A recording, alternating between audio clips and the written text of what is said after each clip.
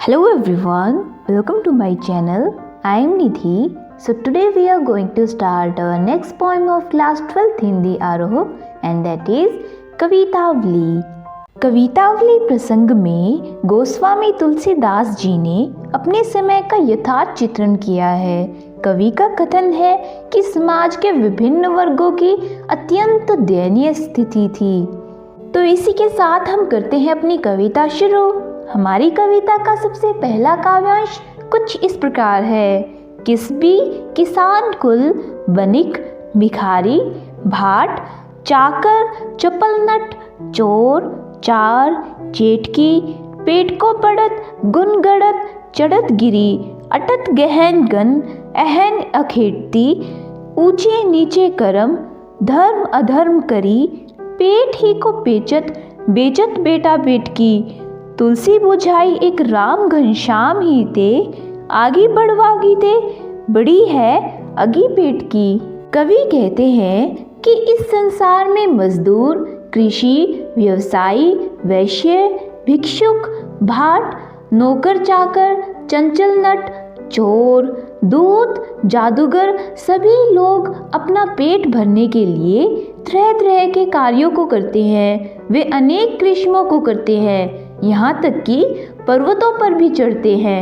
वे बड़े बड़े कठिन कार्यों को करते हैं, घने जंगलों में पर्वतों पर चढ़ते हैं। अब ऐसी भीषण अग्नि की शांति मेघ रूपी श्री राम से ही हो सकती है, अर्थात प्रभु राम की कृपा हो जावे तो यह भूख जिसको शांत करने के लिए लोग भटक रहे हैं शांत हो सकती है। इसके बाद हमारा नेक्स्ट काव्यांश है। खेती न किसान को भिखारी को न भीख बली बनिक को बनिज न चाकर को चाकरी जीविका विहीन लोग सिद्धिमान सोच बस कहे एक एकन सो कहाँ जाई का करी बेधु पुराण कही लोको बिलोकियत साकरे सभे पे राम रावरे कृपा करी दारिद दसानन दुबाई दुनी दुनी दिन बंधु दूरित दहन देखी तुलसी हाहा करी। तुलसी जी समकालीन समाज में व्याप्त गरीबी और बेकारी का यथार्थ चित्रण करते हुए प्रभु राम को संबोधन करके कहते हैं कि हे दिन बंधु, समाज में हर तरफ गरीबी और बेकारी का बोलबाला है। यहाँ प्रत्येक व्यक्ति दुखी है। किसान के पास खेती करने के लिए उचित साधन नहीं है जिससे वह खेती पैदा नहीं कर सकता। भिखारी को भीख नहीं मिलती। कोई संपन्न व्यक्ति नहीं है जो भीख दे सके। व्यापारी के पास कोई व्यापार नहीं है जिससे उसकी आजीविका चल सके। नौकरों तथा कार्य करने वाले लोगों को नौकरी या काम नहीं मिल पाता। समाज में किसी के पास भी आजीविका चलाने का कोई उचित साधन नहीं है। वे सब बेकारी के कारण शोकवश दुखी है। समाज का प्रत्येक वर्ग दीनहीन एवं दुखी है। दुखी होकर वे आपस में एक दूसरे से यही कहते हैं कि अब कहाँ जाए और क्या करें जिससे जीवन यापन हो सके। कवि कहते हैं कि हे राम, वेदों और पुराणों में कहा गया है और संसार में भी ऐसा देखा गया है कि भीषण संकट की स्थिति में सावले प्रभु राम ही कृपा करते हैं। अतः हे प्रभु, आप सभी पर अपनी कृपा करें। आज समाज का प्रत्येक व्यक्ति पीड़ित है। हे दीन दुखियों की रक्षा करने वाले दीन बंधु, इस समय संपूर्ण समाज को गरीबी रूपी रावण ने दबा रखा है, अर्थात दुनिया में हर कहीं गरीबी रूपी रावण का साम्राज्य है। चारों तरफ गरीबी फैली हुई है। तुलसी जी प्रभु से प्रार्थना करते हुए कहते हैं कि हे प्रभु, आप तो कष्टों का नाश करने वाले हैं, अतः आप ही हमें इस गरीबी से निकालिए।